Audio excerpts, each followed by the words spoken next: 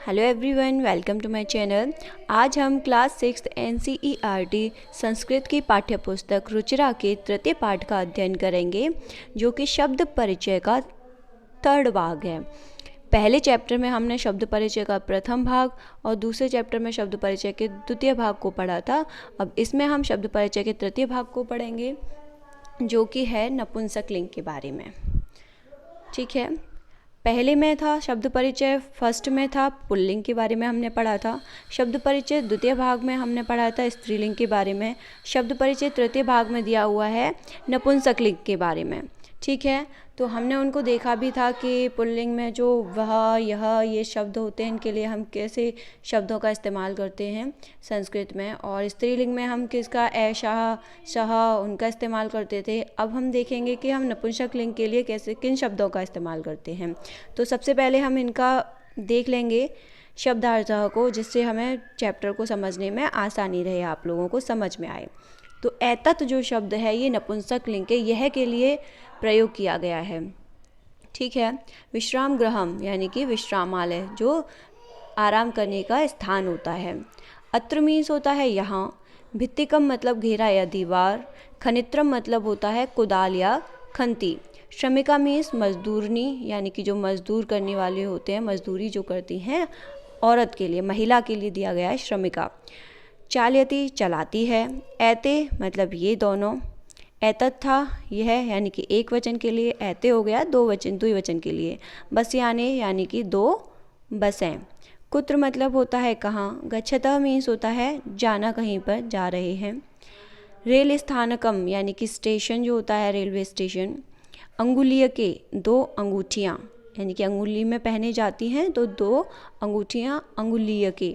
स्तः मीन्स होता है हैं। सुवर्णकारः होता है सुनार। ऐतानी मीन्स ये यानी कि ये बहुवचन है एतत् का, ऐतानी। ठीक है, तो आपको नपुंसक लिंग का समझ में आया होगा। सबसे पहले है एतत्, ऐते, ऐतानी। कदली फलानी मतलब केले के फल। मधुराणी मीन्स मीठे फल, मीठे या अच्छे। पोषकाणी मतलब पोषक वाली जो चीज़ें होती हैं। कर वस्त्राणी यानी कि रुमाल, हाथ में लिया जाता है। कर मीन्स होता है हाथ, और वस्त्राणी मीन्स वस्त्र यानी कि कपड़ा, तो हाथ में जो लिया जाता है वो रुमाल होता है। पुराणानी यानी कि पुराने। नूतनानी यानी कि नए।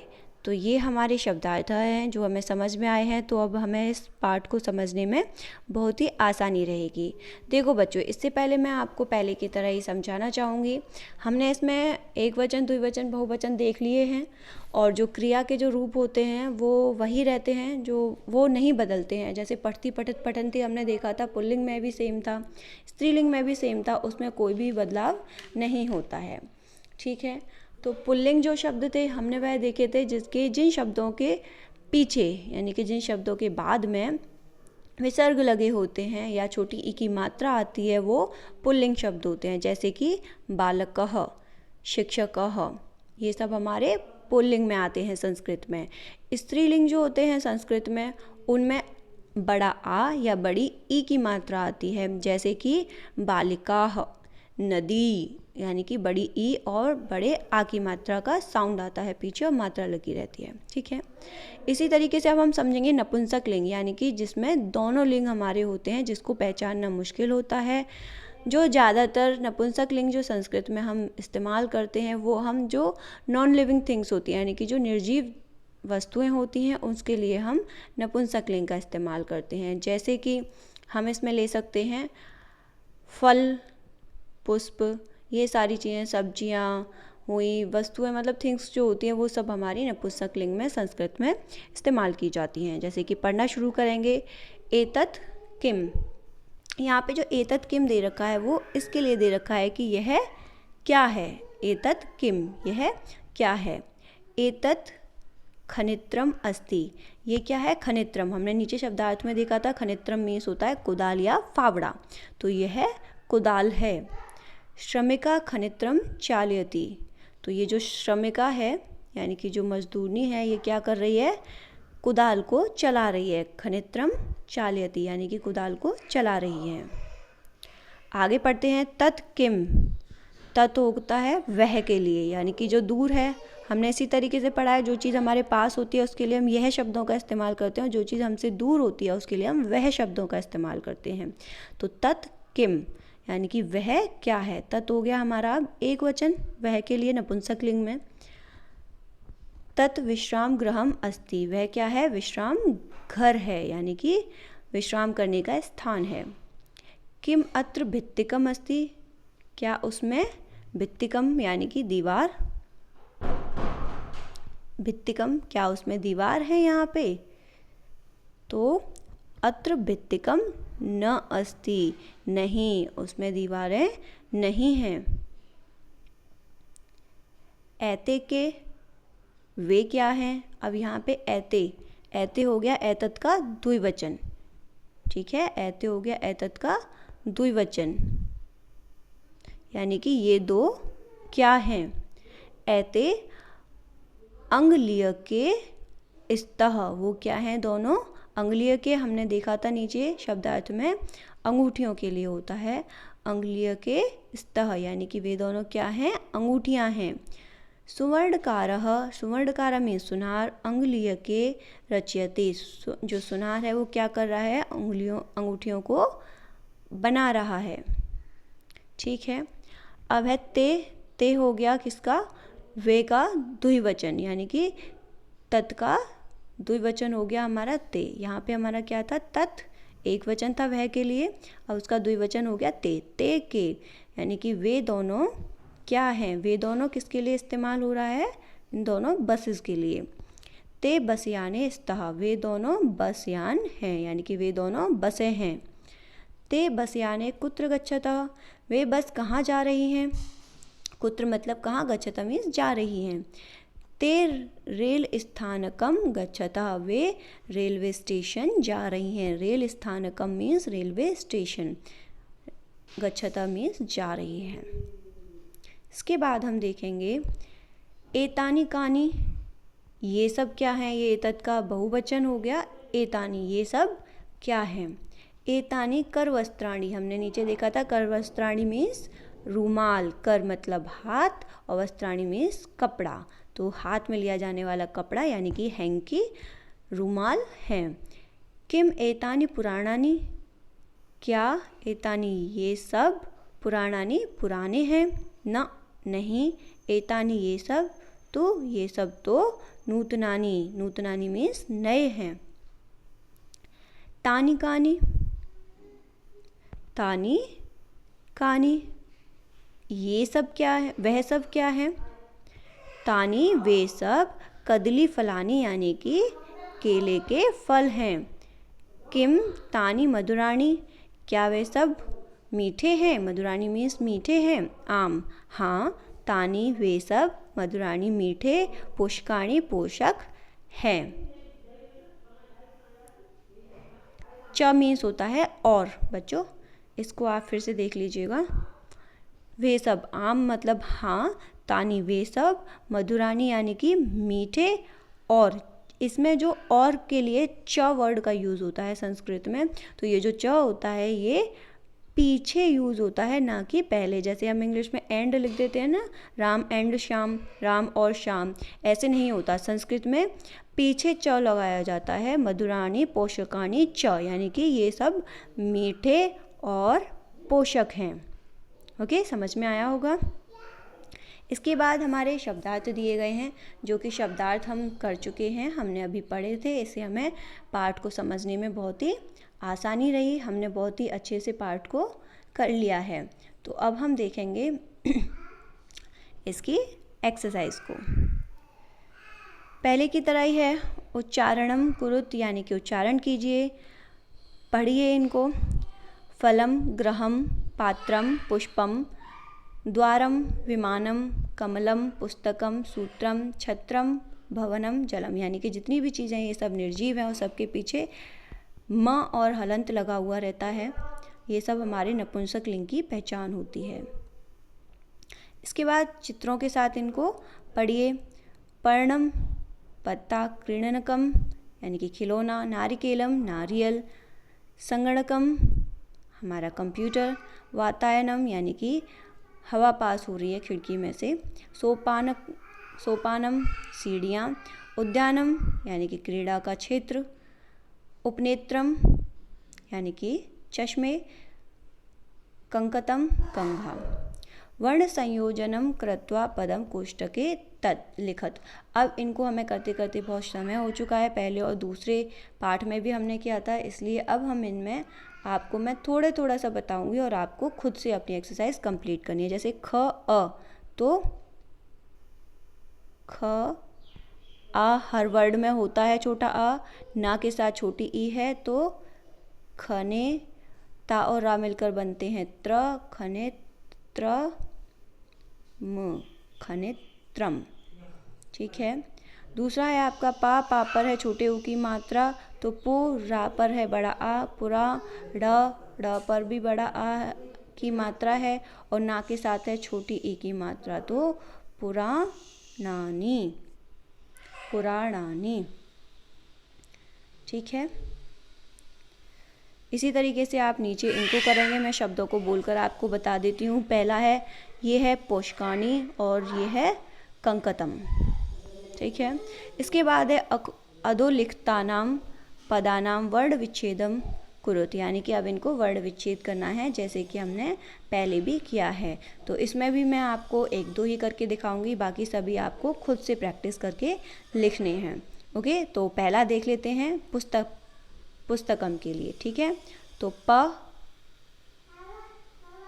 पे छोटे ऊ की मात्रा है, पु, सा है हमारा, इसमें आधा है इसलिए इसमें कोई आ नहीं आएगा।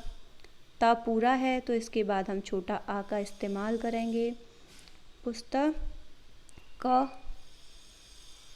पूरा लिखा जाएगा, का के बाद आ है क्योंकि वह पूरा है, और इसके बाद माँ माँ भी हमारा पूरा ही लिखा जाएगा। ठीक है। पुस्तकम, माँ पे हमारा पीछे हलंत है तो हम उसी के हिसाब से इसको लिखेंगे। ठीक है। अब लिख लेते हैं हम भित्तिकम को भी, मैं आपको करके दिखा देती हूँ। भा पर है छोटी ई की मात्रा, तो ये हमारा क्या आएगा, भ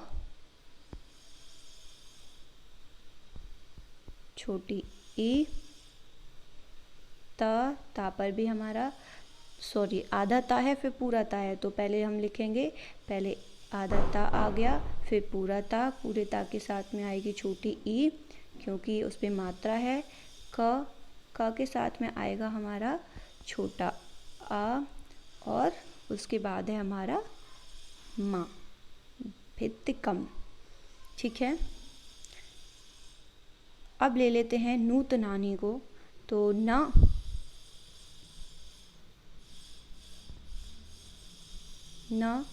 पर है बड़े ऊ की मात्रा, नू, ता हमें पूरा बनाना है तो छोटा आ लिखेंगे। नूत, ना पर है बड़े आ की मात्रा तो इसके साथ बड़ा आ आएगा, नूत। ना पर है फिर हमारी छोटी ई की मात्रा, तो नूतना, न यहाँ पे आ जाएगी छोटी ई, नूतनानी। ठीक है। वातायनम को आप खुद से करेंगे, उपनेत्रम को भी खुद से करेंगे। नीचे देख लेते हैं, चित्र दिए गए हैं और उन चित्रों के हमें नाम लिखने हैं। ठीक है। तो पहला हम करेंगे, सबसे पहले है हमारा आम्रम यानी कि आम, आम्रम। ठीक है। दूसरा है पत्ता है हमारा, तो पत्ते को हम क्या बोलते हैं, पर्णम। पंखा है, पंखे का आएगा व्यजनम, व्यजनम। ये क्या है हमारा, हैंकी है, हैंकी के लिए क्या था हमारा, हाथ का कपड़ा यानी कि कर वस्त्रम, कर वस्त्रम। उसके बाद हमारा धागा दिया गया है, धागे के लिए हम लिखते हैं, धागे के लिए हमारा इस्तेमाल होता है सूत्रम, बड़े ऊ की मात्रा, सूत्रम यानी कि धागा। और छाता है हमारा छत्रम, छाता। ठीक है। इसी तरह से आगे देखेंगे एक्सरसाइज में, चित्र दृष्ट्वा उत्तरम लिखत, यानी कि चित्रों को देखकर उत्तर को लिखिए। किम पतति, क्या गिरता है, तो क्या गिर रहा है यहाँ पे, फल गिर रहा है, तो हम लिखेंगे फलम पतति। दूसरा है मयूरो किम कुरुतः, मयूर क्या कर रहे हैं, तो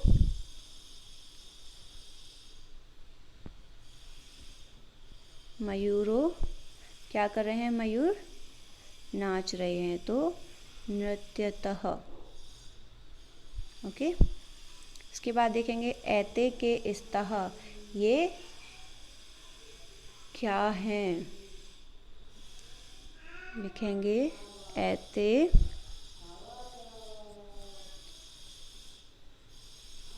क्रीडनके स्तः, ये खिलौने हैं। बालिका किम कुर्वन्ति, बालिका क्या कर रही हैं, तो बालिका क्या कर रही हैं, ये सभी जो बच्चियां हैं, बालिका, ये हमारा बहुवचन है तो क्या आएगा, पठन्ति, बालिका पठन्ति, आधा न। इसके बाद है हमारा कानि विकसन्ति, क्या विकसित हो रहा है, तो क्या आएगा यहाँ पे, पुष्प हैं हमारे, पुष्पाणि विकसन्ति।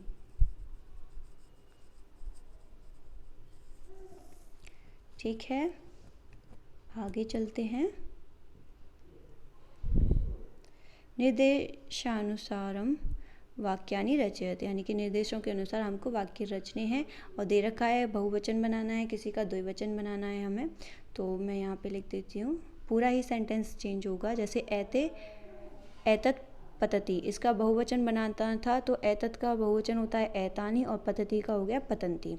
एते पर्णे स्तः, एते पर्णे स्तः, तो एते का हो जाएगा एतानि, पर्णे का हो जाएगा पर्णानि, स्तः का होगा सन्ति। ठीक है, दूसरा है मयूरः नृत्यति, तो इसमें क्या हो जाएगा हमारा, मयूरः का होगा मयूरा,